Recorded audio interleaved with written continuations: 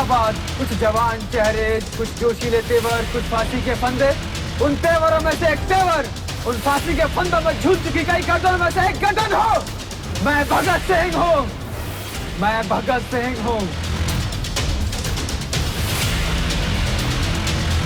इनकलाब जिंदाबाद, इनकलाब जिंदाबाद, इनकलाब जिंदाबाद। कुछ याद आता है इस नारे को सुनकर? कुछ जवान चेहरे, कुछ जोशीले तेवर, कुछ फांसी के फंदे। मैं इसी नारे के इर्द गिर्द घूमती हुई उन यादों में से एक याद, उन तेवरों में से एक तेवर, उन फांसी के फंदों में झूल चुकी कई गर्दनों में से एक गर्दन हो। मैं भगत सिंह हूं, मैं भगत सिंह हूं। जी हां, मैं 23 साल 5 माह और 26 दिन का वही बच्चा हूं जो कभी बड़ा नहीं हो पाया मगर फांसी के लायक हो गया था। आज मैं तुम लोगों को एक किस्सा सुनाऊंगा, जरा गौर से सुनना, उसके बाद सोचना और फैसला करना कि क्यों एक बच्चा बड़ा होने से पहले फांसी के लायक हो गया था। मेरे पैदा होने से फंदे तक का सफर शुरू होता है 28 सितंबर 1907 को पंजाब के लायलपुर जिले के बाघा गांव में सरदार किशन सिंह संधू के घर से, जहां मैंने पहली बार आंखें खोली। इत्तफाकन अब यह इलाका सरहद पार हो गया है। किसी ने सही कहा है कि वतन की जुदाई बड़ी जुदाई होती है। अब मैं आप लोगों को जो किस्सा सुनाने जा रहा हूं, यह किस्सा जब का है तब ऐसी कोई जुदाई नहीं थी। बात है 13 अप्रैल 1919 की। मेरी उम्र थी महज 12 साल। अभी मैंने होश संभाला ही था कि जलियांवाला बाग में कुछ ऐसा हुआ जिसने मेरे होश संभलते ही उड़ा दिए। जनरल डायर का वो क्रूर चेहरा, वो क्रूर आदेश मैं जिंदगी भर नहीं भुला पाया। मैं अपने स्कूल छोड़कर 12 मील पैदल चलकर जलियांवाला बाग गया और मैंने वहां जो देखा वो सब देखने की मेरी उम्र नहीं थी। उस दिन मैंने सैकड़ों लोगों को तड़प तड़प कर मरते देखा, लोगों को अपनों से बिछुड़ते देखा, माओ के सिंदूर उजलते देखे, बहनों की राखियां बर्बाद होते देखी। उस दिन मैंने वो सब देखा जिसे ना देखने की दुआ इंसान भगवान से हर रोज मांगता है। कुछ दिनों बाद मुझे गांधी जी के असहयोग आंदोलन की खबर मिली, जिससे मैं बहुत खुश था। मैं गांधी जी के अहिंसात्मक तरीकों और अन्य क्रांतिकारियों के हिंसक आंदोलन में से अपने लिए एक रास्ता चुन ही रहा था। तभी एक खबर आती है कि गांधी जी ने अपना असहयोग आंदोलन वापस ले लिया है। मैं अंदर से बुरी तरह टूट चुका था। मेरे अंदर एक रोष भर गया था।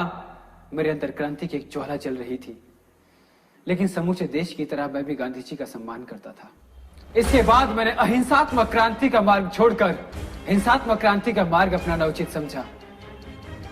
कई क्रांतिकारी दलों में शामिल हुआ, जहां मेरी मुलाकात पंडित चंद्रशेखर आजाद, राजगुरु और सुखदेव से हुई। लाहौर में नेशनल कॉलेज की पढ़ाई छोड़ने के बाद नौजवान भारत सभा की स्थापना की गई। काकोरी कांड में राम प्रसाद बिस्मिल और उनके 4 अन्य साथियों को फांसी की सजा होने के बाद साल 1928 में पंडित जी से बात करके नौजवान भारत सभा का विलय उनके हिंदुस्तान रिपब्लिक एसोसिएशन में कर दिया, जिसका उद्देश्य सेवा, त्याग और पीड़ा झेल सकने वाले युवकों को तैयार करना था। 1928 में जब यह विलय संपन्न हुआ तो पता चला कि देश में साइमन कमीशन आ चुका है, जिसके विरोध में देश में जगह जगह उग्र प्रदर्शन हुए। अंग्रेजों ने प्रदर्शनकारियों पर लाठीचार्ज भी किया। इस लाठीचार्ज में लाला लाजपत राय की मृत्यु हो गई, जिसके बाद मुझसे और मेरे साथियों से रहा न गया। एक योजना के तहत हमने पुलिस सुपरिंटेंडेंट स्कॉट को मारने की योजना बनाई। 17 दिसंबर 1928 को करीब 4:15 बजे एएसपी सैंडर्स के आते ही राजगुरु ने एक गोली उसके सीधे सर में मारी, जिसके बाद वह होश खो बैठा। इसके बाद मैंने 3-4 गोली मारकर उसकी मौत का पूरा इंतजाम कर दिया था। हम दोनों जैसे ही वहां से भागे तो एक सिपाही चनन सिंह ने हमारा पीछा किया, जिसे पीछे से चंद्रशेखर आजाद यानी हमारे पंडित जी ने गोली मार दी। इस तरह हमने लाला जी की मौत का बदला ले लिया। इसके बदले और सैंडर्स की हत्या के बाद हम लोगों ने अपना अंत लिखना शुरू कर दिया था। अब बात है 1929 की, जब हमारा दल ब्रिटिश सरकार की मजदूर विरोध नीतियों के खिलाफ आवाज उठाना चाहता था। हमारा उद्देश्य कोई खून खराबा करना नहीं था, हमें अपनी आवाज ब्रिटिश सरकार तक पहुंचानी थी। ऐसा करने के लिए दल ने दिल्ली की केंद्रीय असेंबली में बम फेंकने की योजना बनाई। अंत में मेरा और बटुकेश्वर दत्त का नाम सर्वसम्मति से इस कार्य के लिए निश्चित हुआ। निश्चित कार्यक्रम के अनुसार 8 अप्रैल 1929 को हम दोनों ने केंद्रीय असेंबली में ऐसी जगह बम फेंका जहां कोई मौजूद नहीं था। उसके बाद पूरा हॉल धुएं धुएं से भर गया। फिर हमने 7 लाई पर्चे हवा में उछाल दिए और इनकिलाब जिंदाबाद, इनकिलाब जिंदाबाद, साम्राज्यवाद मुर्दाबाद, साम्राज्यवाद मुर्दाबाद के नारे लगाने शुरू कर दिए। कुछ देर बाद पुलिस ने आकर हम दोनों को गिरफ्तार कर लिया और जेल में डाल दिया।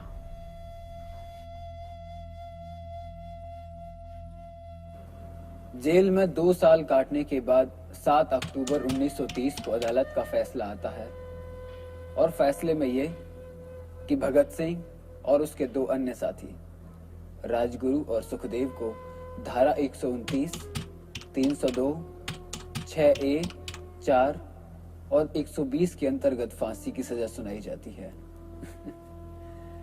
फांसी की सजा के ऐलान के बाद लाहौर में धारा 144 लगा दी गई और फांसी की तारीख मुकर्रर हुई 24 मार्च 1931। लेकिन उससे एक दिन पहले 23 मार्च 1931 को शाम 6 बजे हमें फांसी दे दी गई।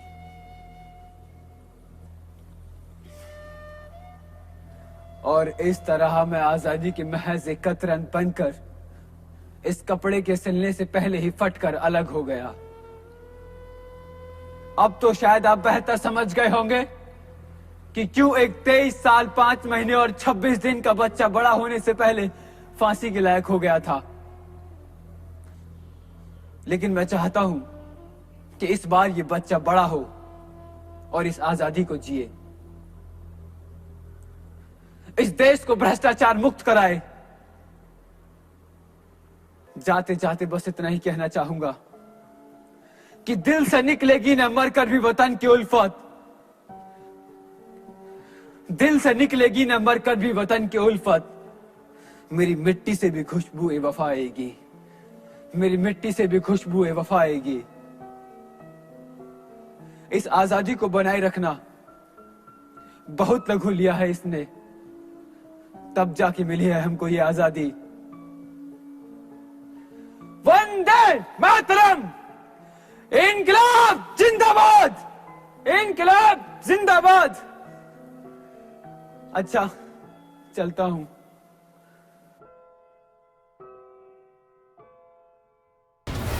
मैं भगत सिंह हूं।